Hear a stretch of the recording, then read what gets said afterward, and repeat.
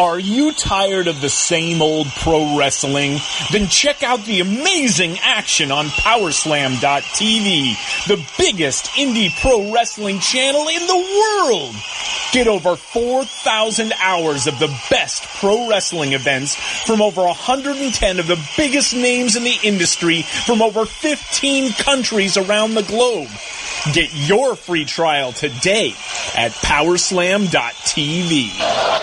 What's up, y'all? It's Jeff Cobb, and you're listening to Ricky and Clive Wrestling Show on Social Suplex Podcast Network. You're listening to the Ricky and Clive Wrestling Show. Listener discretion is advised at all times.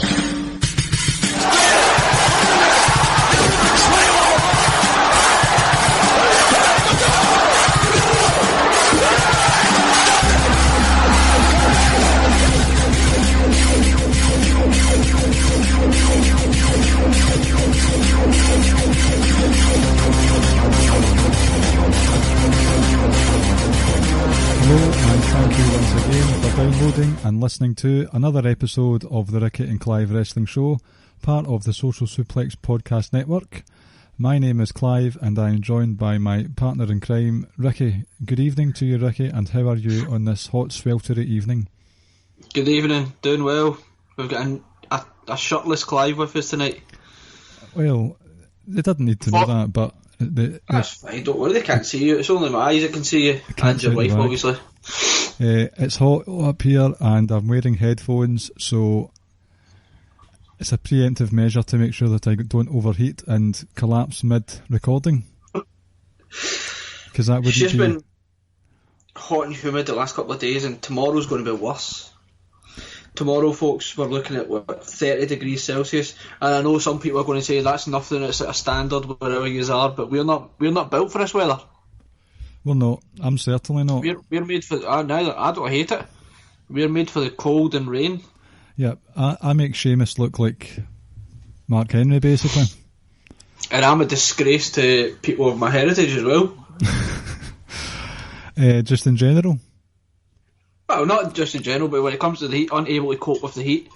So if it's going to be a hot day tomorrow and you're not in the house, or sorry, you are in the house, just make sure you keep those curtains drawn, keep your living room cool, and head on over to Powerslam.tv and put in the promo code Social Suplex for your chance to have a 3 months worth of 4,000 hours worth of independent wrestling from around the world.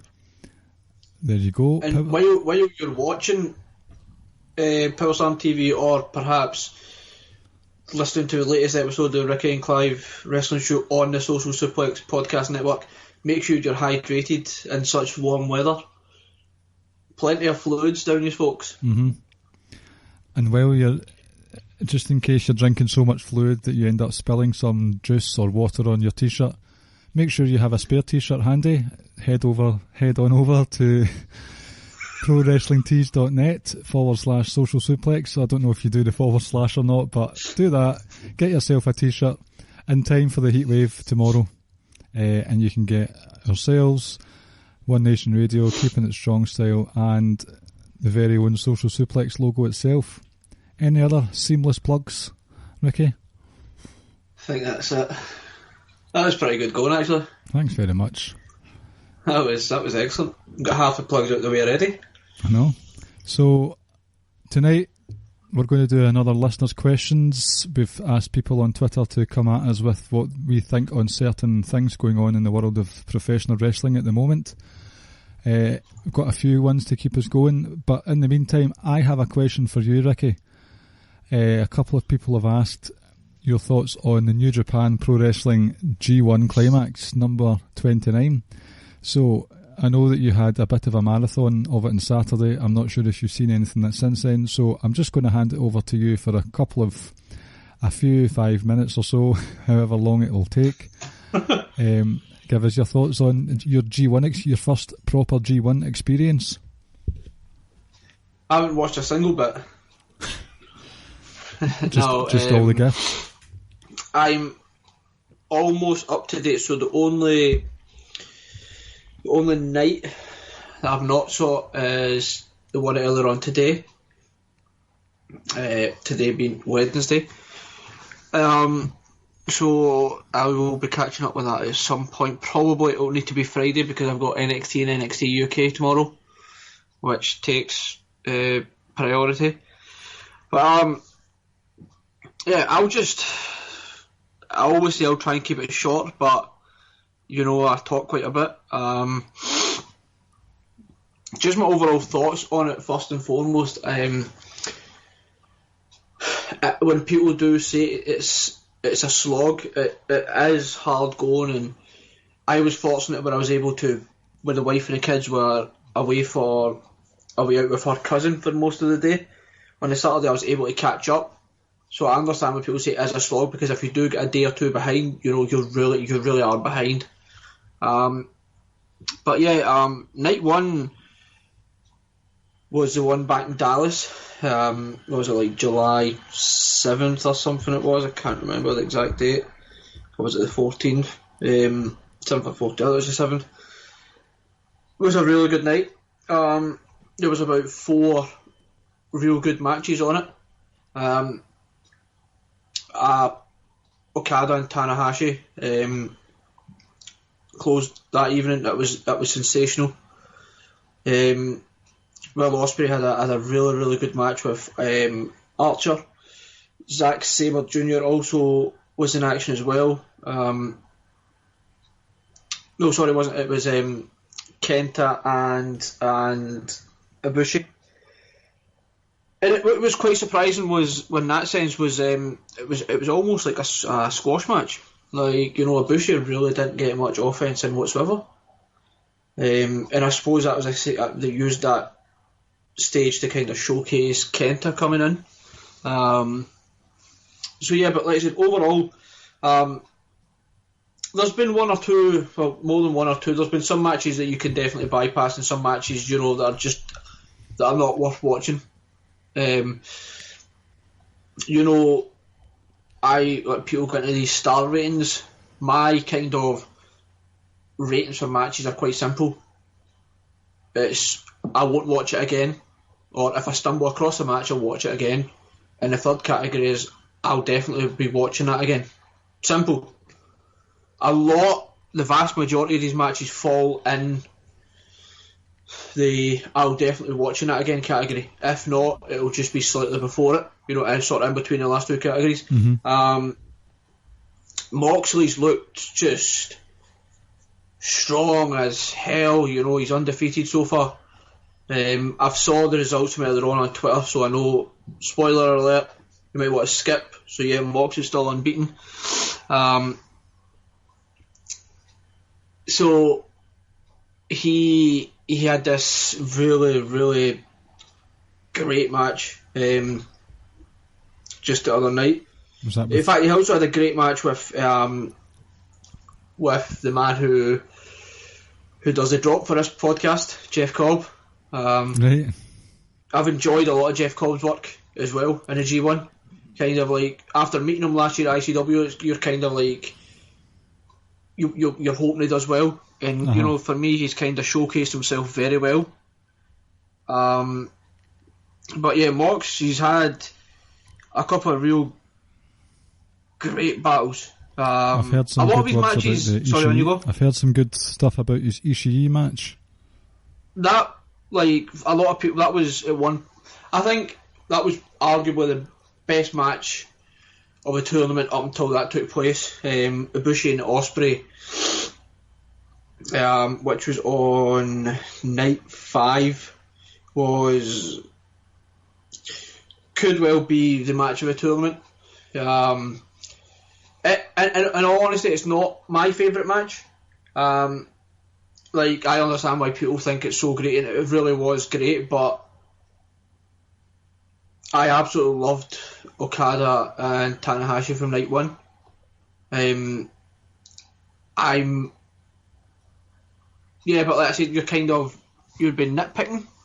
Like, I don't think you can really go wrong in the sense that if you say this is my favourite match. I think there's been so many great matches. Ospreay and Okada itself was excellent as well. The closing sequence to that match was absolutely tremendous. other matches that have really stuck out, Ospreay and Lance Archer as well from night one, which was funny because talking to Jeremy of Keeping It Strong Style, he was telling me you can probably skip most Fale matches, you can probably skip most Archer matches, and listening to Keeping It Strong Style, Jeremy and Josh are kind of fast becoming Archer marks, which is kind of funny to see. But he, for a big guy, he's got a pretty good moveset. Obviously, isn't that fluid in the ring as some other people, but he's a big horse. He's like, I was impressed with some of the moves he was pulling out. Kenta and Bushi, despite kind of being, so I wouldn't go as far as say Brock Cena. It's not that level of squash. Bushi got enough in to not want that kind of label, but it was almost a 20-minute glorified squash match, but it was still a really good match. Cobb versus Ishii was also excellent. Kenta Tanahashi was also really good. Overall, like, I think the best thing about it so far has been just getting to watch wrestling and just not caring about booking and how people came into the tournament and what might develop after the tournament and where they're going to go with this. I understand that me coming in and watching the G1, I have an understanding of the wrestlers and how things led to the G1 purely because listening to Keeping It Strong Style. So you kind of had an idea of what to expect from certain people, but just knowing that you don't really care who wins feels good. Just getting to sit and watch it. Now, I'm not going to now turn around and say I'll watch the New Japan product every week. I think I've watched it sporadically, and I think the great thing about me just sitting and watching it sporadically and enjoying it is because I've not been emotionally invested in anyone. Yes. And I like that aspect of it. What I was going to ask was, see, because you've said a few times on here that you don't really care if people are bad at promos or if their characters are rubbish. I want to see good wrestling. So I imagine without a desire for story and all the booking that comes along with it, you've just went in blind and probably better for it. Absolutely. And like I say, you have an idea purely from listening to Keeping It Strong Style, but listening to someone talk about it and actually going in and watching something and forming your own opinion is completely different things. So my opinions are obviously swayed by the knowledge of Jeremy and Josh. So it allowed me kind of to not go in completely blind in the sense of what I'm going to be looking at. But at the same time,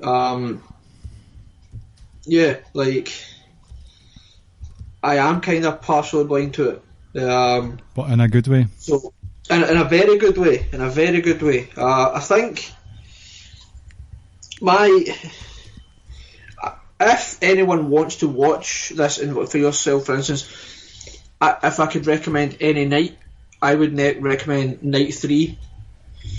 Night 3 was headlined by Kenta and Tanahashi. Right. It had Archer versus Fale. It had Sanada, Ospreay, Sabre, Okada, Evil, and Ibushi. So I'm just reading these off my notes. Like, Archer and Fale was the worst match out of the lot, but it was still like a decent enough watch. I don't think any of these matches, maybe Kenta Tanahashi or the Ospreay Sanada match, I personally preferred Kenta Tanahashi. None of them quite hit the mark, say, the high ceiling that, say, Ospreay and Ibushi hit, or Moxley and Ishii hit. But overall, the entire pay-per-view, like, all 5 matches, well, one match was good, and then the other 4 matches were borderline, kind of like moving into great territory. So for overall, like, quality of matches on one night, that's probably my favourite night so far. Like I said, I'm away next week, so I know I'm going to struggle. I'm going to be once again kind of falling behind.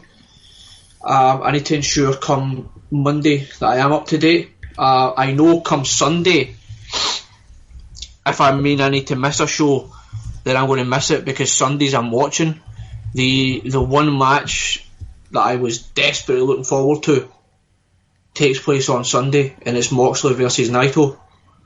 This was what I said to Jeremy again. I was talking to him before the G1 started, and I says, if I can only watch one match, this is the match that I'm desperate to see. I think you can get Mox's kind of craziness and up against Naito's kind of, okay, this is what you are, kind of, just how laid back he kind of is. I think the match is going to be great. I think this is where Moxley's run. I think he'll lose the match. And it's going to be kind of a big moment when Moxley does, because this will be his first defeat. So this is that I can't wait. I've been wanting to fast forward to this moment since G1 started. Do you know what I find quite fascinating? What I find quite fascinating about Moxley is there was a massive furore about him appearing at Double or Nothing, and he's done a couple of promo videos on social media, and had a match with Joey Janela. Yep. So you were conditioned to think he's going to be an AEW star, but not a lot's happened for AEW while in New Japan in the space of a month. He's just become a household name already, and he's making a name for himself with all these match of the year contenders. And he's had, like, it's as if New Japan is more of a priority than AEW for him. Well, the rumour was he did sign with New Japan before he signed with AEW, and hence why he's on the G1, why he won the US title, etc. And I know the problem with the AEW thing is that obviously their weekly programme doesn't start until October. What is it, October 2nd, I want to say. Yep, and Rich pointed it out in the Messenger group earlier on. Do you know AEW on the 2nd of October, do you know who they're going head to head with? Who? I'm looking at him and you're looking at him. Us? Our podcast will drop in around the time their debut show happens, so you know, they're coming after the best. Oh, is that what he meant by your show? And yes. Because he'd asked on Twitter, how do you feel about AEW dropping the time of your show? I thought he meant... I never saw that. I saw it in the Messenger group. Well, I told Rich that, like, they don't want that smoke. I'm going to have to tweet Cody and tell him that you might need to adjust your TV time. Personally, I think it's a disgusting promotional tactic, if you ask me, to air the same time that we record, even though... Well, I think it'll be, by the time we drop the podcast, it'll be just an hour or so before AEW starts. Well, see if that hurts our numbers that week, then Cody, we're coming for you, pal. Oh, we're coming for you. And we're going to start with your dog. Oh, that would get us so much heat. And I hate dogs. Sorry, Kyle. I love your dog. But yeah, final few things from the G1. The great thing about, for instance, Ospreay and Ibushi, they both come in to the match with like legit injuries. So I don't know if you ever saw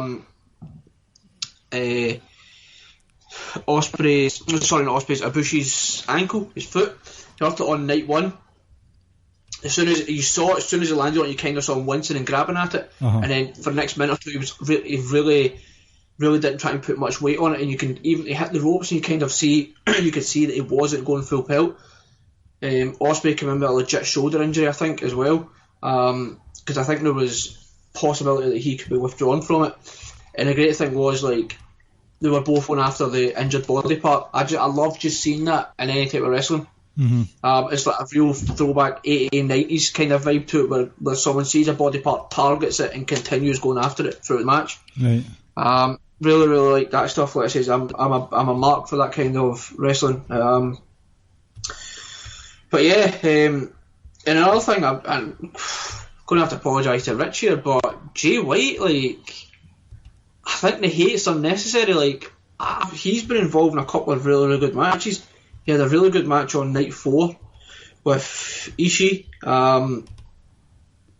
I've enjoyed Jay White stuff, if I'm honest. He had a match with Vivian, which was kind of quite forgettable. He had a good match with Goto as well on night 2. Yep, night 2. So I've been quite impressed with Jay White. I think he really has impressed me. Well, from the limited matches I've seen, I have liked him. But like I say, overall, it is difficult to keep up with. As much as I've enjoyed it, it still is difficult. I don't have the ability or the chance to come home and just kind of sit down and watch 2.5, 3 hours of wrestling. I need to, like you know yourself, kind of need to pick and choose when we can fit that in. Yep. If that means waking up a little bit earlier, then kind of need to do that. I've tried to cram it in on the way to work and like during my lunch breaks and coming home from work on the train, etc. Yeah, a lot of my stuff comes early doors as well. Yeah, and that's a good thing as well. Generally, it'll be on or just round about when we go to work. If not, then it'll be finished even before we get to lunch. But yeah, overall, like I said, it has been tough going just to try to keep up with everything. But it's been some great matches. And yeah, I'll definitely continue watching the rest of it. I have to now. I don't really have a choice. I've made it this far into it, so I'm going to keep going. I don't really watch undercard matches. I just go straight into the block matches. Undercard's kind of full of tag matches. I just go straight into the main stuff. Yeah, overall, like if you want kind of an experience of the New Japan product, I would definitely say was it night 4 or whatever I said it was. If you really want to kind of get an idea of what it's like, then I definitely recommend that night. That wasn't night 4, it was night 3. So even if you watch night 3, I think you'll get an idea of what it's about and how good it actually is.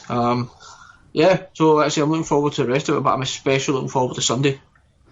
So you are turning into a New Japan mark before our very eyes? No, not really. I'm turning it. I've become, well, I always have been, but now I'm an even bigger keeping it strong style mark. Oh, they love hearing that. You just got some brownie points there. I know. As I said, the last few weeks, the podcasts have been going for like 3 hours and stuff, and sometimes you might think that's a bit of a drag, but it doesn't ever feel like it. No, it doesn't. I mean, it goes in quick. Sometimes, it does. See, sometimes when I've got a busy playlist, then the 1.2 or 1.3 speed button is heavily pressed because I've just got so much to get through, but it's never a drag. No, so yeah, like I say, overall it's been really good. I've enjoyed it. And hopefully the rest of the tournament lives up to what the initial first sort of 7 nights I've done. Good. Glad you could give us the lowdown on that, because we don't really talk about New Japan, and I know some people were interested, so you have... No, I know, and you've served the people. If you want like a proper breakdown of each match and each show, head over to Keep It Strong Style. Oh, listen, we could open up an electrician's, all these great plugs we're doing today. We could. Jeremy and Josh can just slip us that money now. Thank God you said money there. So, right, will we move on to some listener questions then? Yes. So this is a part of the show where I'll take over now. Since we've already spoke about it, we'll just go straight on to Richie's question. How do you guys feel about AEW counter-programming your show on Wednesdays in October? As I said, Rich, Cody's going to soon realise he didn't want this smoke. Yeah. It's only like NXT UK are aware that they'll drop early on a Wednesday because they don't want to come up against us.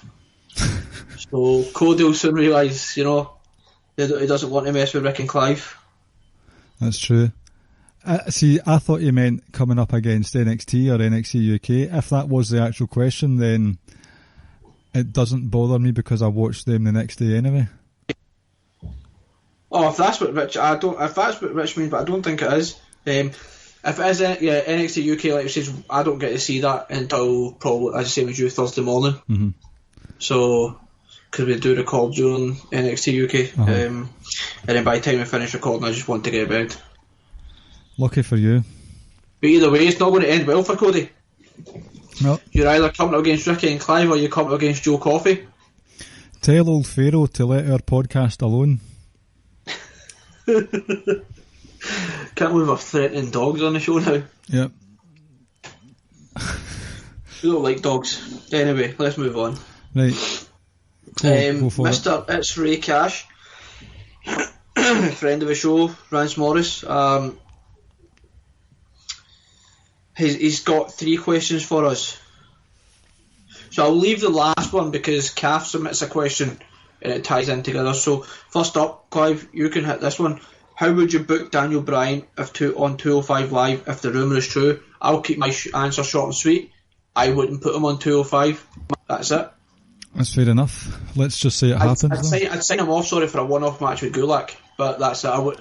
You can't possibly put your best wrestler in one of the most over guys in the world of wrestling on, no disrespect, on 205. Well, if you want to raise the profile of 205, then that's fine. I understand the argument, but then go get someone else that's not named Daniel Bryan.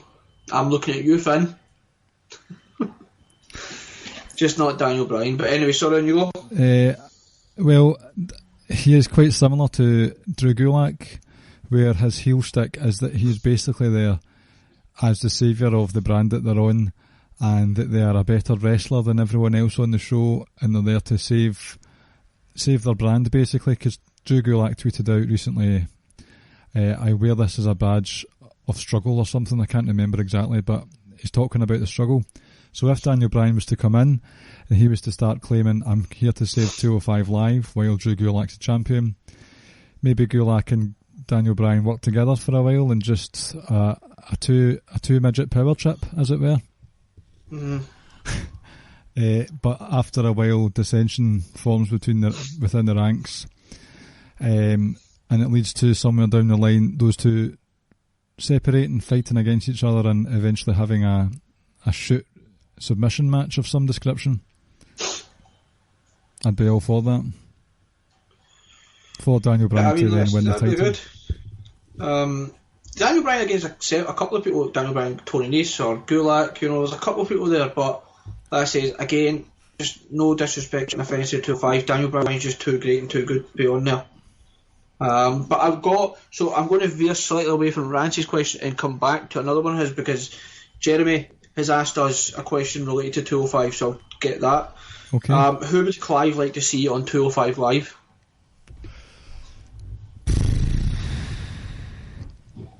Right, let's say that it's not someone who's been on before. So we'll take Chad Gable out of the equation. Don't even know if he is full-time or not. Shane Sewell Strickland, a.k.a. Isaiah Scott, a.k.a. Killshot, put in a hell of a shift against Mr. Gulak this week. Very surprisingly over with the usually dead crowd. So someone that's not been on 205 Live yet. Danny Burch I would quite like to see. There's probably a couple more from the main roster. I'm not that interested in Finn Balor going over. Neither am I. I'm just kind of throwing it out there. I'm trying to think from NXT who could. I would. Kushida, who will be making his ICW debut this Saturday. That's just fucking insane. That is bonkers. But, I need, honestly,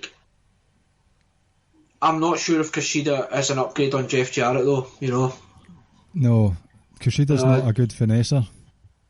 No, that's just fucking, that's just ridiculous. He even tweeted out, goes, I go to Glasgow this weekend. You're like, my lord, the people are going to that show. I know. It's night one as well, so it's this Saturday. Kushida maybe. Just kind of looking around, maybe if it's possible, Bobby Fish. If it gives him something to do. I know we've got the is that tag. I don't know if it's a spoiler or not, so I'm not going to mention it actually. Yeah. Who else on the main roster? For some reason, I'm struggling to think. Like, just because of how great he is and just kind of his association and history with the Cruiserweights, like, maybe to see Drew Gulak versus Rey Mysterio. Uh-huh. Like, something like that. I'm not saying send Rey there full time, but just maybe that one-off kind of match. I think that would be good if he can stay fit. Mm-hmm. Yep. So before veering back to Rance, I'll just say Jeremy's next question is, what's Ricky's favourite match been in the G1 thus far? Like, I spoke about how much I loved Ospreay and Ibushi. It's probably number 2, I would say, on my list. But I spoke glowingly how they both targeted their injuries, etc. And I know I've got no kind of emotional attachment to any of the wrestlers or any of the booking, but Okada and Tanahashi, that had me gripped from the very beginning. It legit felt, and it was, like two bona fide superstars. Lowercase You know, s. like, yes, not on a Lorcan type tweets. It felt like when Pacquiao and Mayweather were kind of stood across from each other in the ring. Yes, granted, it was still 5-6 years too late, but when that moment happened, you were like, wow, like, this is two legit legends, and that's what it felt like throughout the entire time with Okada and Tanahashi. Loved the last sort of 5 minutes of it. So I guess that kind of played a part in it for me, the fact that I was that gripped by it and I was drawn to these two because I knew I could just tell, even through the TV, just like these are two big stars. And I know sometimes I do say it's just all about the wrestling for me, but in this instance, like, everything surrounding it and just who they were, etc. Like, that's been my favourite match so far. It might not be the best match so far, but it's been my favourite. I think that's the way I would differentiate it. Right, okay, so veering back to Rance. Rance's third question on it, but it was his last one on his tweet, asked, what does Roman Reigns do at SummerSlam? Good question. So, it's Kevin Owens and Shane McMahon.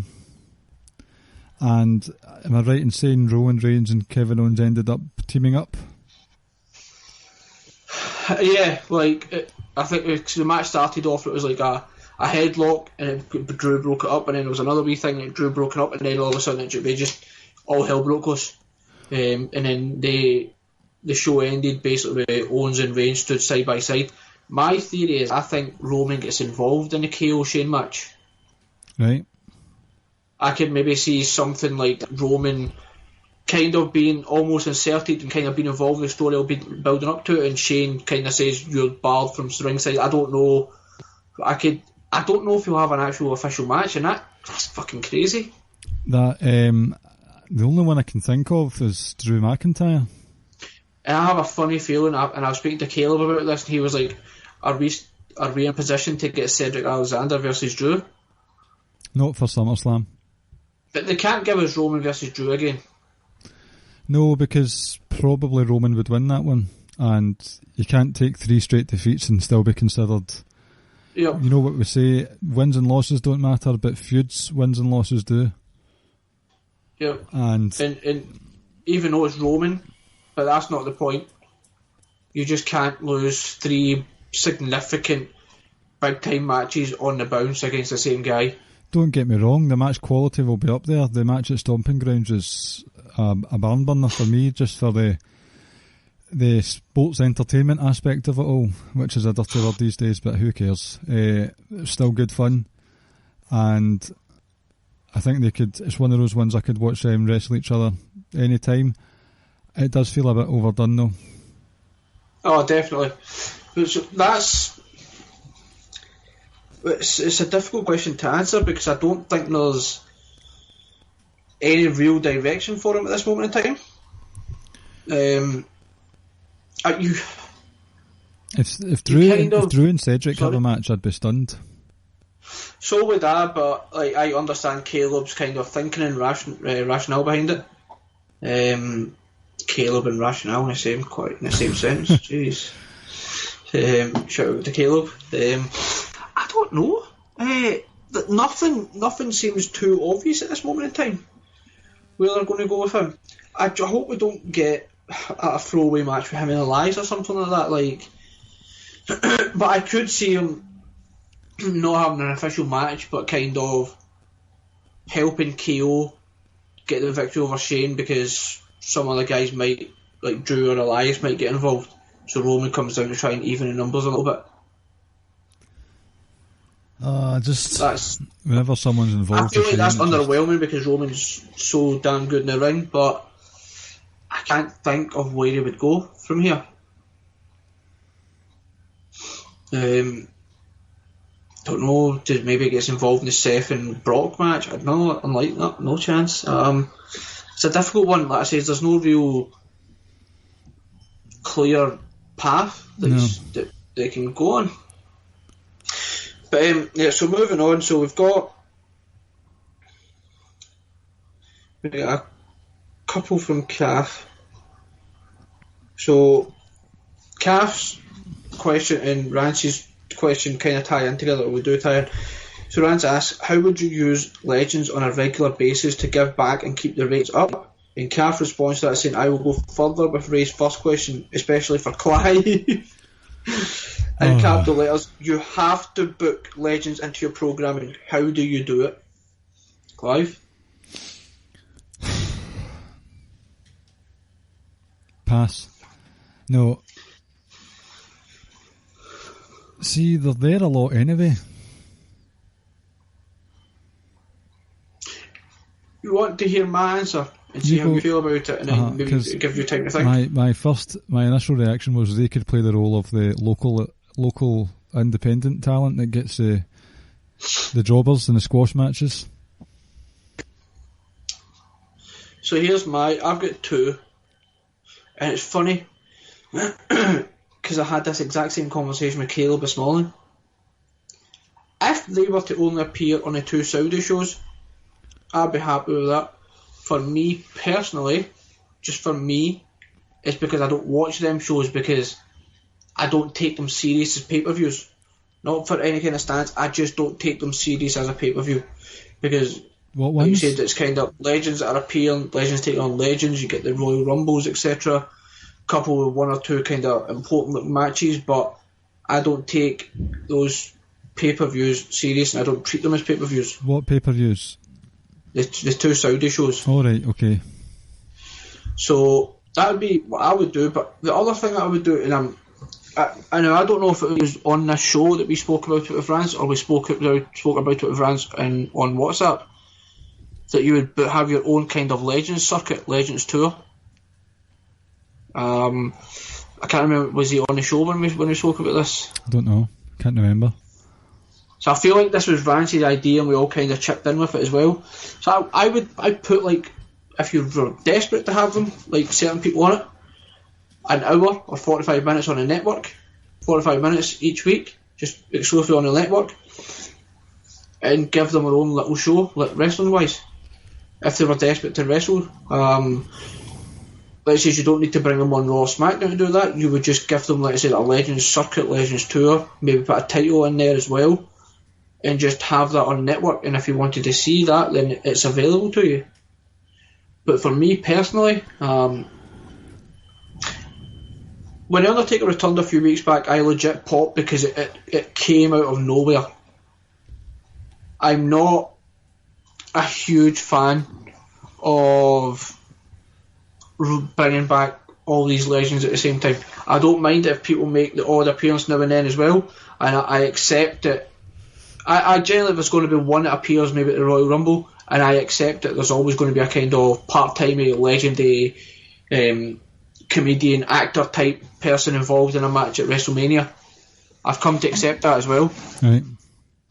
I wouldn't want them regularly on TV unless, and it's a big unless, it's a big thing, they still have the ability to put on good matches.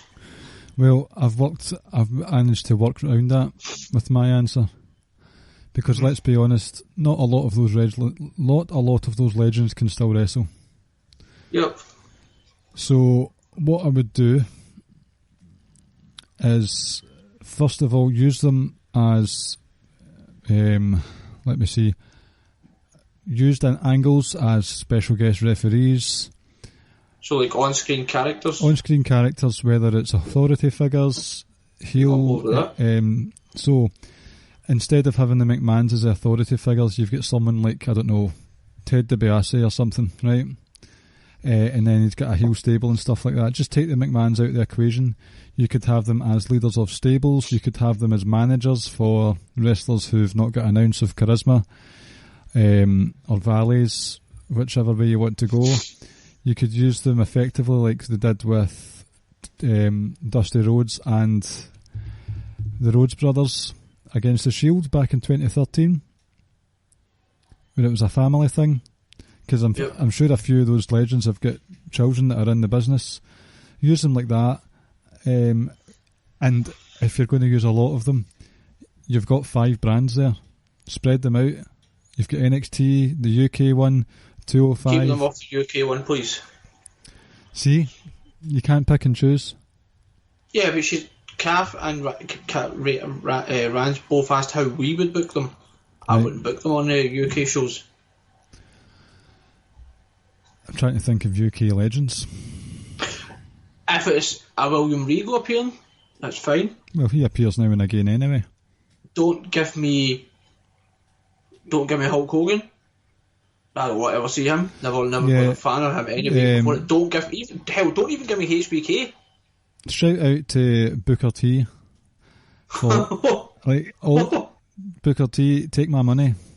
That was excellent. That stare that you gave Hulk Hogan. It said 1,000 words. I would obviously be selective about which legends I used. Hulk Hogan would be nowhere near it.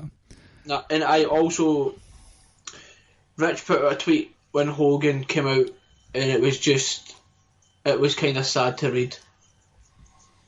What was that one again? Not like how everyone was cheering him, but inside him, like Rich was feeling like this, and it was Dwayne Wade, I think it was. I'm sure it was Dwayne Wade that had like a tear running down his eye, and I'm like, that was hard to read.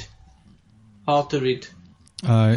He's done far too much damage, and people are just willing to let it go. Like people would let it. Some people might let it go and move on if they got like a proper apology. A lot of the legends have done a lot of damage over the years. I know.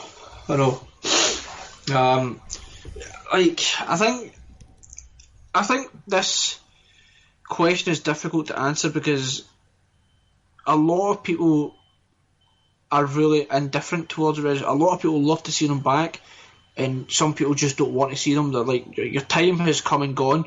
Maybe if you want to appear randomly in segments at WrestleMania, or maybe at a Royal Rumble appearance, or if you happen to have like a random Raw reunion or Raw 1000 or whatever it was, fine. I think people will be like, do you know what? These are kind of one-off type things. I could only get behind it if it was in non-wrestling roles. Yep, same. See if there was a wrestler, one who could still wrestle, and I'm going to use, I know it's not an exact analogy, but Drake Maverick on 205 Live, he's not wrestled at all on 205 Live, but now Kanellis has got his back up so much that he's fighting him in an unsanctioned match, no less. So see if you're gearing up to something and it's going to have some sort of big payoff, then fine. I'm happy to go down that route, but not wrestling, not taking up time on TV, wrestling every week. Yep. In the background, as a manager, the odd, what do you call it, commentary spot, fine, but not wrestling. Yeah. So it says, bottom line is, they've got, like, I always say it's all about the wrestling. Bottom line is they've got to be able to go in the ring. That's all that matters to me. Mm-hmm. And if they can't, then the only way I'd like them on the show is if it's going to be, like I said, in a non-wrestling capacity. Correct answer. That was quite. I felt like we've answered that quite well. Right, so moving on. Kath also asks, what do you think of the latest hashtag Give WWE Women a Chance? Was the first time just a fluke to welcome Ronda, or was it real? Have fun recording. Well, can I take this one first? Yep. Right. I've not really paid much attention to the main roster this week, right? I'm not going to lie. I'm still suffering from all sorts of mental health after Raw 25 last year. So the Raw reunion wasn't going to do next to anything for me at all. Aside from the fact there wouldn't be much build to SummerSlam, it's not a route I'm happy. Like, okay, fine, have your reunion shows, but I'm not going to have much to say about it. But then I saw this hashtag started doing the rounds, this Give WWE Women a Chance. And am I right in saying I was asking you, has this started because there wasn't a lot of women featured on the show? And Kathy had said it's probably actual wrestling time. So before she'd answered that, I was thinking, I'm going to take a page out of your book, Ricky, and say, I hope this doesn't sound sexist. Mm-hmm.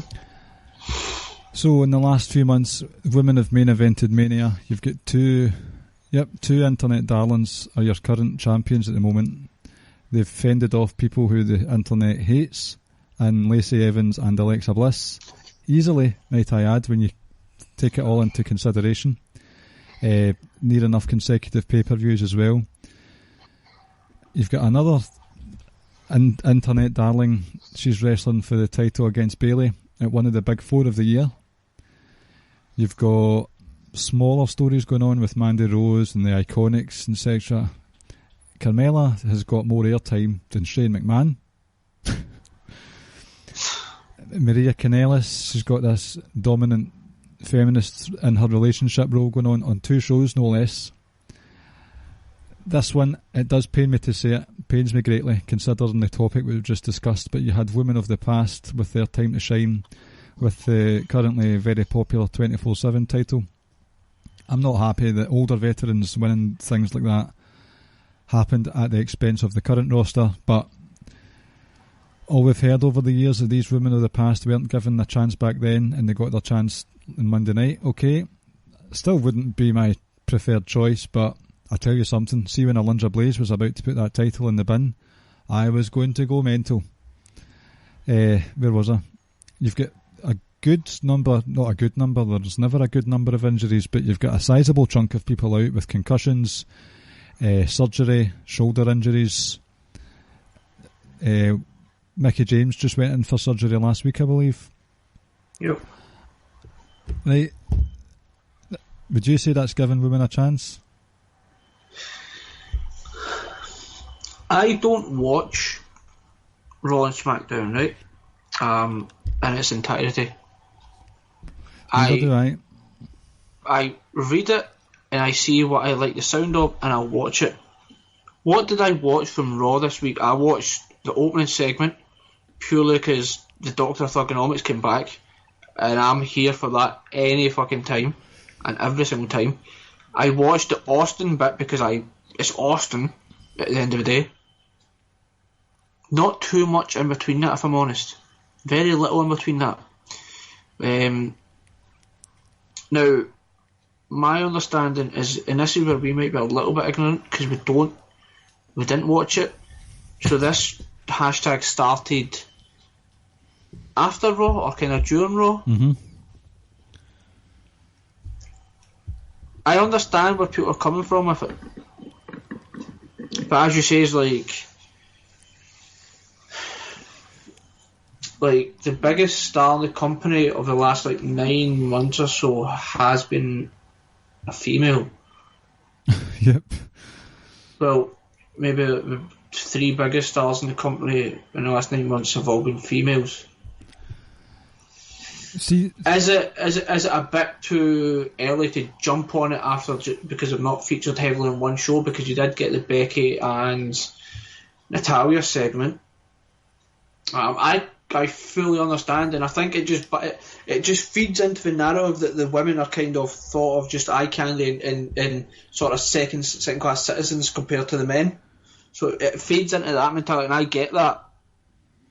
I think honestly, I don't really know. I think the hashtag was brought up because there wasn't a lot of women's wrestling on Raw. Right. And if that's the case, then people, this is why it grew arms and legs.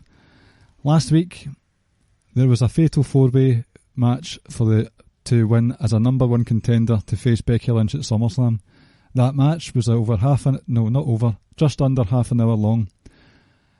And people unceremoniously shat all over that women's match, in attendance as well as online. And Alexa Bliss was getting pelters on Twitter, bordering on abuse. So you had a big long match last week and shat all over it, but when they don't get a match this week, you decide to hold WWE to whatever, to a higher standard than yourselves.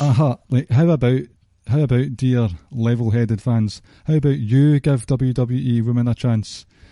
Maybe they should change the hashtag to give my favourites a chance, because I think really this is what it boils down to again. Someone's favourite is not being used to their standard, and it's time to add to that pile of false narratives that are swimming about on there. So, yes, just like everyone else, the women could be used better, but just remember the sentiment a week ago when people were saying that the wrestling was shite on it. So, give them a chance. Well, that's a valid point, but I also understand what where a coming shower from with of that. roasters, Mickey. It is a touchy kind of subject, I feel. So it's all right for fans to shit on the women, but it's not okay for WWE to do so. Well, that's where the fans feel like whatever they want and say should happen. I've said my piece. Again, if someone wants to come back and tell me, right, was there much wrestling on Raw this week? Probably not. That's a genuine question. I don't watch it. I watched 2 segments, and it just happened to be like promo type segments. Mm-hmm. So come back and answer that, and then maybe we can have a discussion about it. And moving on to Calf's kind of second point about it, was the first time just a fluke to welcome Ronda, or was it for real? For me, it was for real. It was like a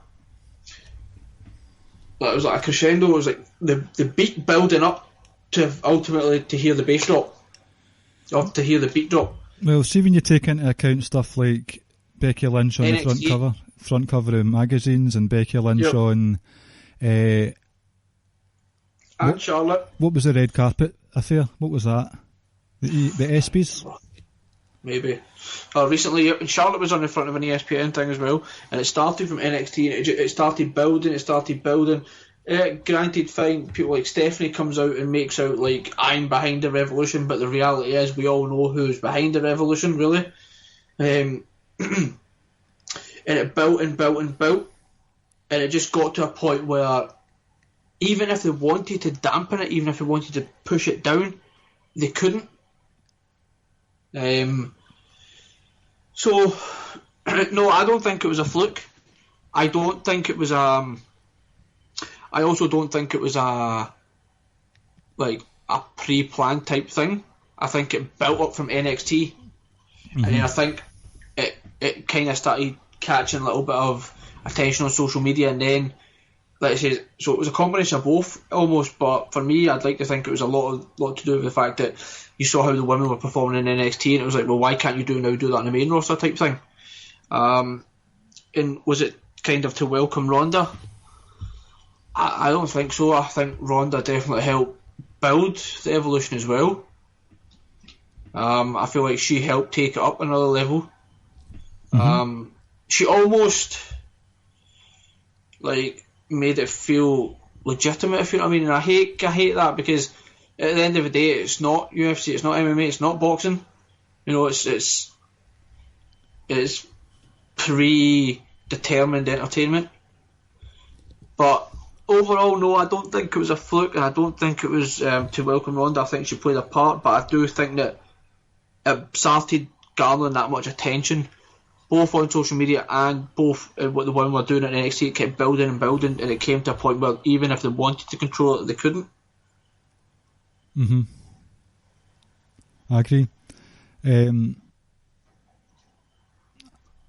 I think I wouldn't use this week as a barometer for the state of the women's division at all, because it wasn't even a barometer for the state of any division.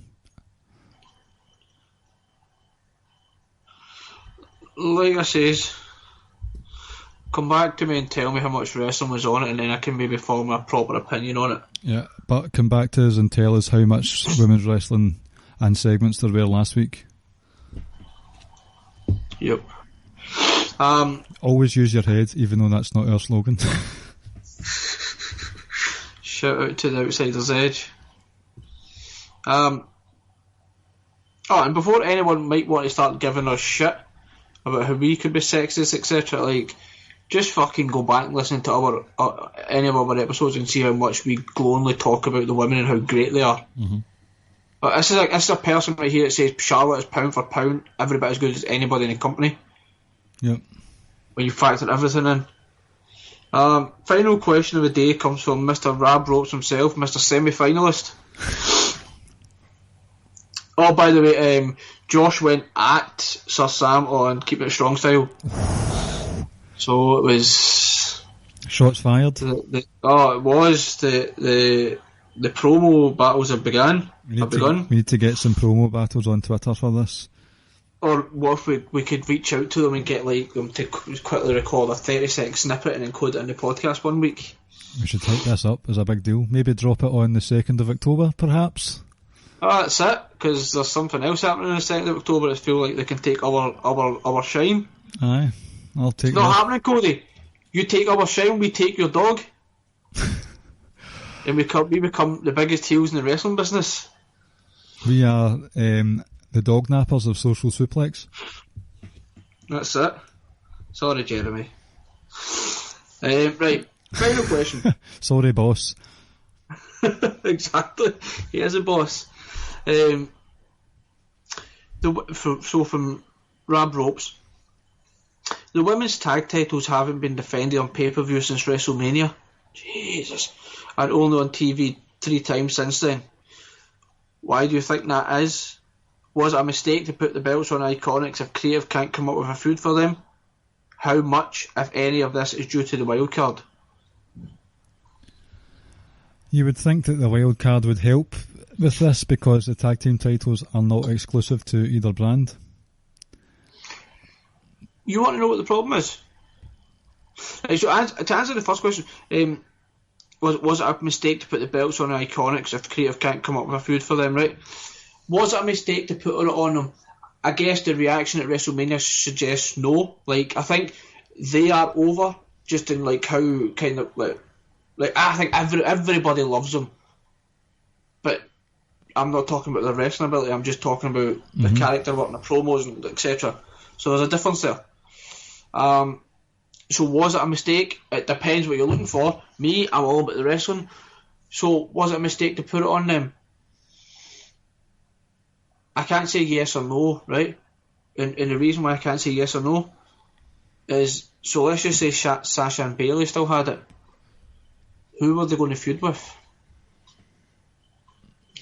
Who is there for the Iconics to feud with apart from Asuka and Kairi Sane?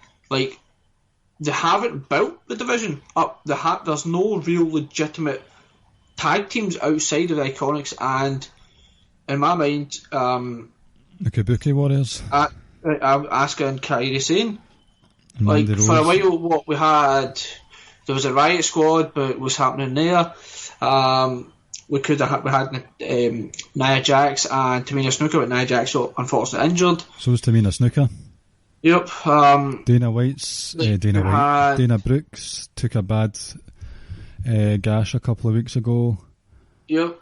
For a while you could have gone with Carmella and Naomi, but they're on doing different things. So the problem for me isn't so much who has the tag belts, because yes, fine, they're not great in the ring, Iconics.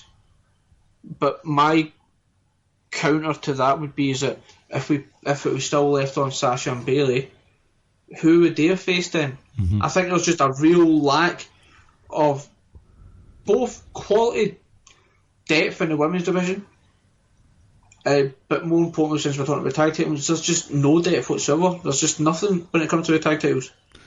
See, it's a double-edged sword, because the Iconics are having the time of their life, and whether we like it or not, WWE is not just about in the ring. It's all the backstage segments and the .com videos and YouTube, and they're running about backstage causing havoc, and I'll admit, I love what they're doing. I love them. They're just props at the moment though, the tag titles. Yep. And it's a shame to see, because leading up to it, it was a big deal, always going well. Was the chamber match a tag match? Yeah. I thought Because that was remember, excellent. they were inside the pod, and Nia Jax and Tamina were kind of like ripped it apart to get them out. So you've got And the then you problem. could see Billie Kay and Peyton Royce like clinging to each other, like desperate, like not letting go of one another. So you've got the problem of people being injured. There are quite a few women injured, more than you would realise, because Ruby's out, Mickie James is out, Nia, Tamina, Dana Brooke, Sasha's still at home. Sasha's still rolling about the floor at WrestleMania. So there's a lot of people out. So that's unfortunate. That can't be helped. They're doing a very, very slow burn with Asuka and Kairi Sane. I imagine that'll come to a head at SummerSlam. So could it be used more? Yes.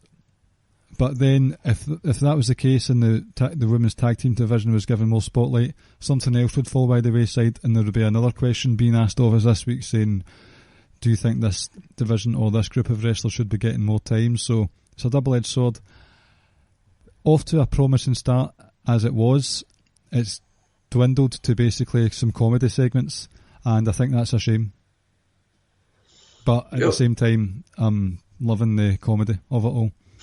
I love that, but they could do the comedy without the titles. But like I say, for me, bottom line is like there's just no depth in that division whatsoever. No. Through injury, and that's the problem. But remember, some of it's through injury.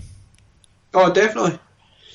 But so yeah, we've come to the end of the questions. Some good questions in there, actually. There were.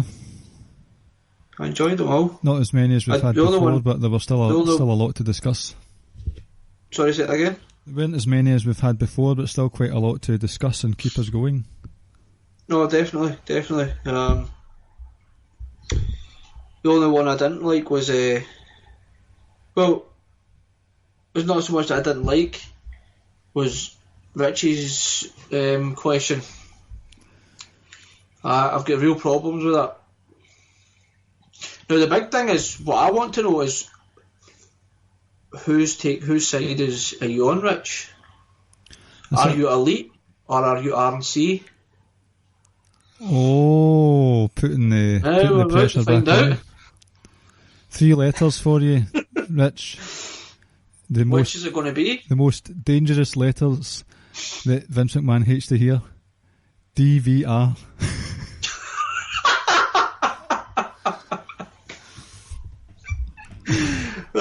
Right, so that was good. Good questions there. Thank you, one and all. Yeah. So shall we move on to the quiz? It's your turn this week, isn't it? It is indeed. Just to let you know, I can't be arsed with doing the jingle this week, so here we go, guys. Quiz time.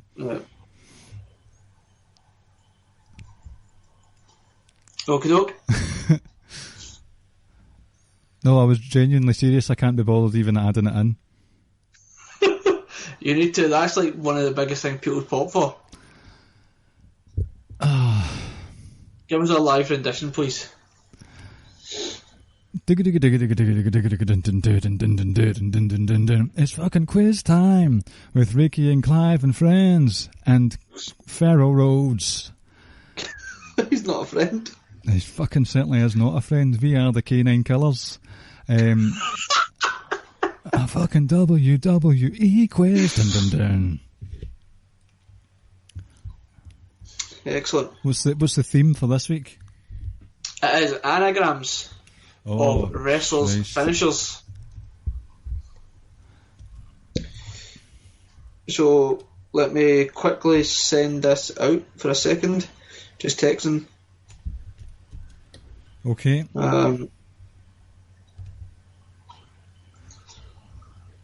Right, so yes, anagram of wrestling finishers. I'll need to text you as well, won't I?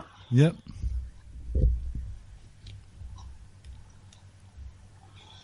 Right, so the first one is... Hold on till I pull up my WhatsApp. Shout out to WhatsApp. Fucking love WhatsApp. I've got about 20 different groups on WhatsApp. And you're in about 5 of them.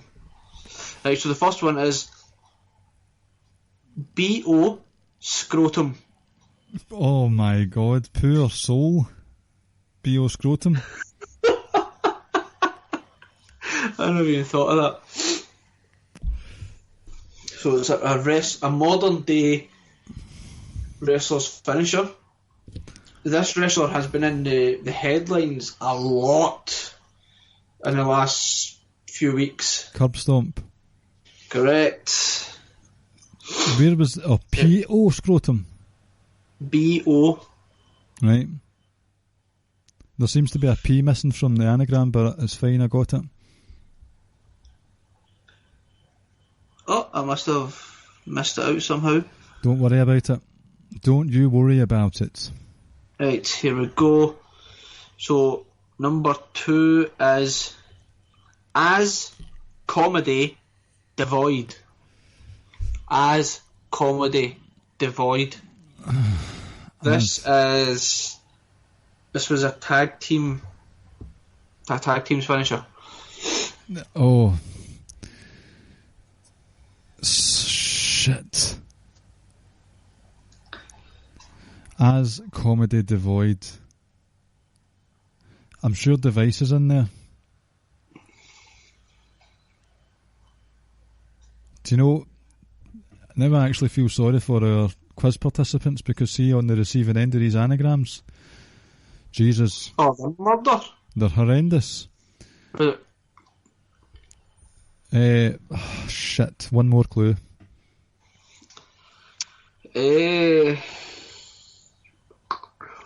One half of this tag team is no longer with us.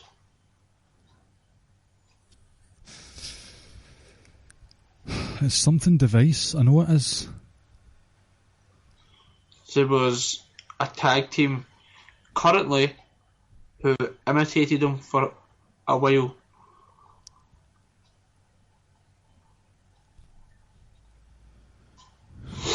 No clue whatsoever. Pass. What's right, let me play you a little something, right? Oh, but a pass though. It's fine, I'll give you this last clue. You'll enjoy it.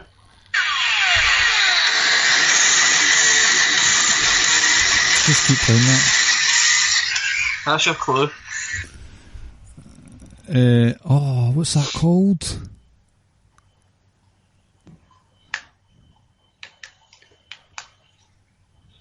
Ascension Device. Doomsday Device. Doomsday. Bastards. That music is just so good. So good. I thought you would have got it when I says they've imitated a tag team where you'd have went to the Road Warriors. I was thinking of American Alpha for some reason. Okay. Right, number 3. African Bungee Retest.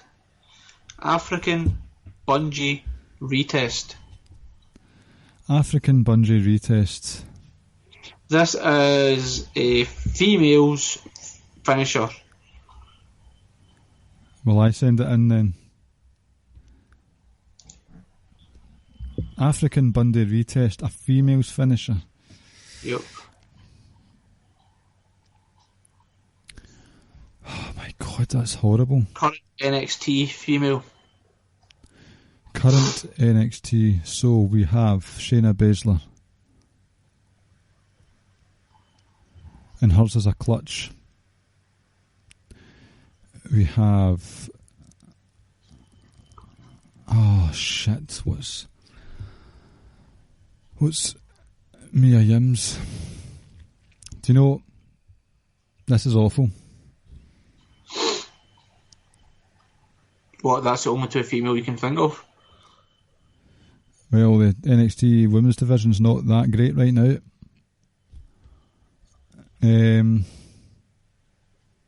Women on NXT. Yep. Fuck's sake. I've got nothing.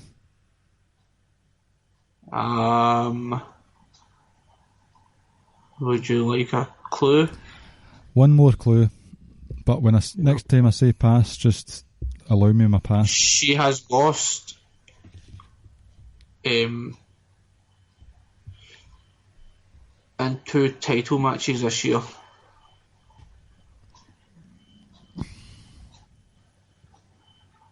See, I don't know what Kyrie's saying. Oh, Bianca Belair. Ah.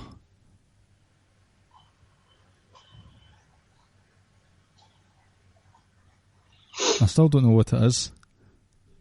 Right, so final clue, right? Oh. The first word is the nationality of Lionel Messi.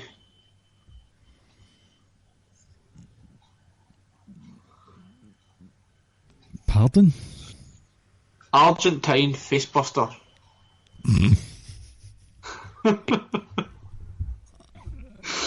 Right, number 4. Jesus, how was I supposed to get that?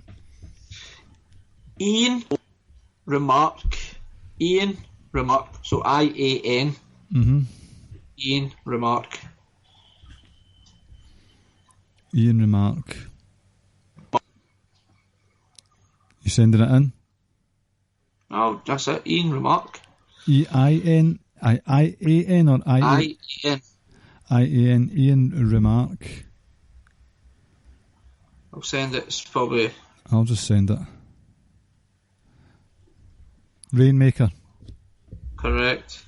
Finally. Number 5. It is air guns. Mm-hmm. Fronts. Air guns. Fronts. Fronts. F-R-O-N-T-S. This is a wrestler from the Attitude Era.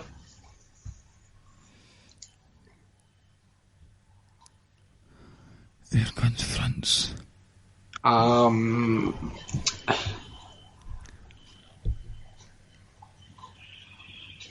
The one of the words in the finisher is the same as planet. There's a planet in there. Yes.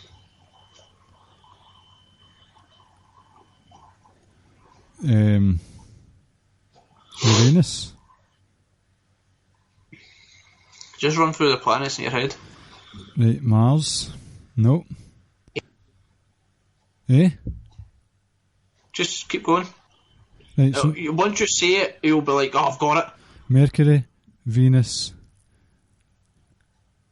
Earth, Mars. Oh, Rings of Saturn. Rings of Saturn. Correct.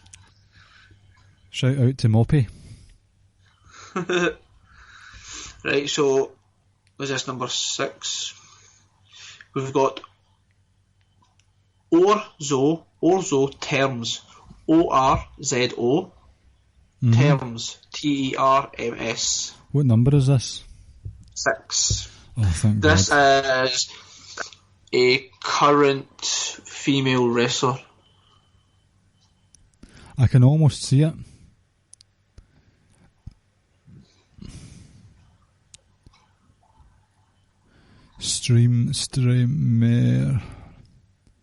Oh. Met. The Meltzer Slam. Love to slam him. He's lost his mind, by the way. It's not getting to Dave Meltzer. He's no well, basically. That's what it's like.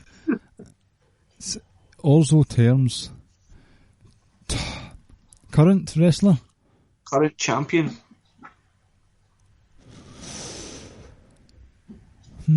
Storm Zero. Correct. Who's going to lose that title? Telling you. Kaylee Ray, the next NXT UK Women's Champ. Listen, no, I'm not going to get much argument there from me. I'd love that. Number 7. Creator Kurt. Creator Kurt. KURT. Yep, KURT as in the Olympic gold medalist. This is a wrestler from the Attitude Era.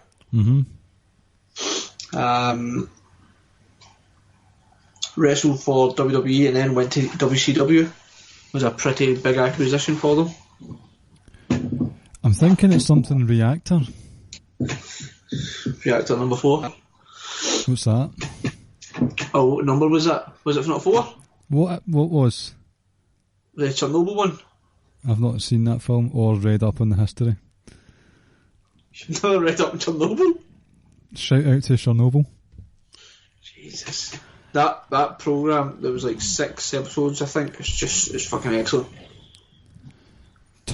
Creator Kurt. Another clue, please.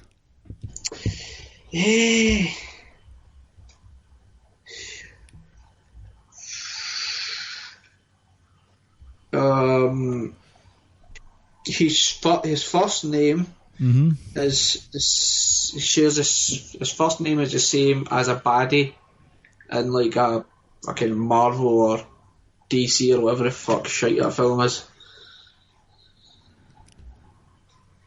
Oh.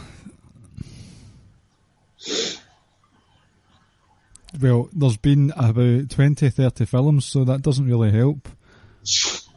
Oh, you tie the wrestling in with the fantasy film, it does. The only one I can think of is Lex Luger. Okay. Rack Attack. What? Torture Rack? Torture Rack. I was close. Right. That's what I'm definitely going to have to send to you. So, question number 8 is Cleft X Prep. Cleft, so CLEFT, XEX, Prep, PREP. Your clue is... Perfect Plex. Yes, didn't need a clue. Perfect Plex. So, next one is Cake, Hulk, Liv. And it's Liv as in Liv Morgan, so without the E. Right.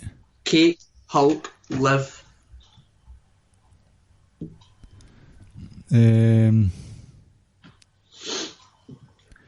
Evil's in there, I think. Whenabouts? Current.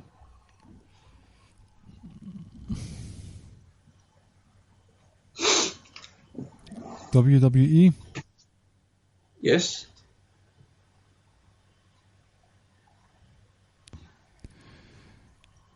Oh. Has anyone got Evil in their wrestling finisher name? It's not Evil. Clue, another clue. It is arguably Mr. Caleb Baldwin's favourite wrestler.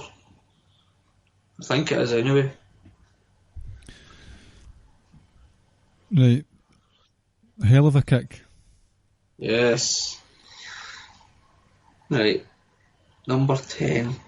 Thank God for that. So this number 10, right? What a way to end it. Just hit me with it. Yeah, I know. I was ready to send you the actual answer there. So here we go. It is ABBA, as in the band, Farewell, Thrusts. And the first clue? ABBA, Farewell, Thrusts. Current wrestler. Mm-hmm.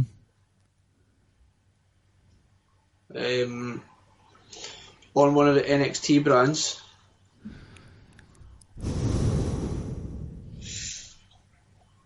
This is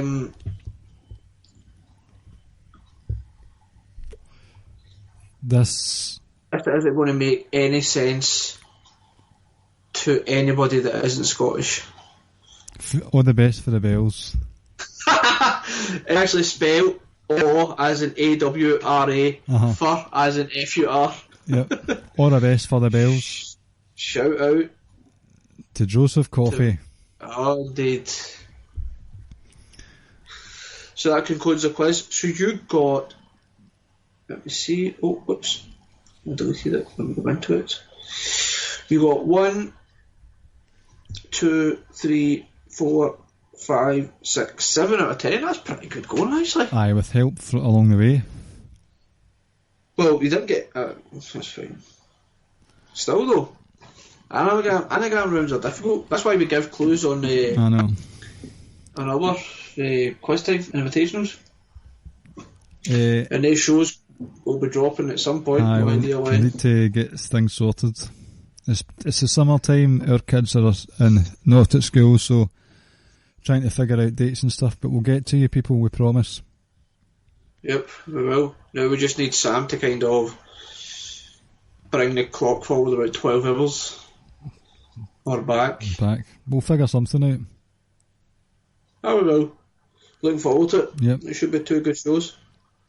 Anything else you want to add? No, I'll just leave the plugs to you now. I won't be here next week, folks. Yep. You can have the pleasure of someone else filling in for me. I'll be back in the week after. And I think the week after is the SummerSlam preview. Yep. SummerSlam. I love it.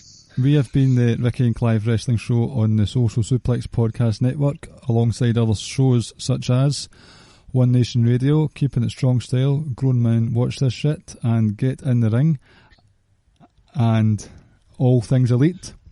See, there's so many All Elite podcasts at the moment, it's hard to remember the names, but All Things Elite. And NXT Then Now Forever. The podcasts are available on all the podcast apps that you wish to use. Please feel free to give us a 5-star review in all of these. They help us with our algorithms and our sense of well-being and all that stuff. You can go over to socialsuplex.com to get the podcasts or the columns, and if you press the subscribe button, you'll get all that content sent directly straight to your email. Social Suplex is the promo code you use at powerslam.tv to get over 4,000 hours of independent wrestling from around the world. Social Suplex page on Pro Wrestling Tees for all your favourite personalities and their T-shirts and all that. We are on the Wrestling Squared Circle Facebook group, and we are at Ricky and Clive on Twitter. Nailed it. Not really. I've got a funny story for you for a change. Okay, go on. Right, don't tweet her about this. I don't know if she wants us known, but the other day my son had our American listeners will enjoy this one. Our son had a bad. Wait. Go on, you go. It's like you're like don't tweet her this, but I'm going to tell the story on the podcast. Our son had a bad nappy/diaper. Just before he was going to bed, and we're taking him through for a bath and all that stuff, so I was getting him sorted, getting him cleaned up, and a word in Scotland for stinky is honking, right?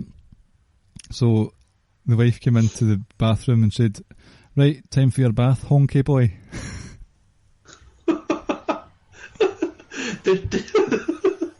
Did she understand what she said? I did explain it afterwards, yep. So, my son is a honky boy. Like father, like son. What do Zach Gowan and a Slinky have in common? Oh. They're both fun to watch falling down the stairs. I saw you tweeting about that the other day. the one where Brock launched him down the stairs. I was going to say, Jeez. it doesn't really fit for him because he doesn't have a prosthetic, but Zach Gowen failed a wellness violation because he tested positive for WD-40.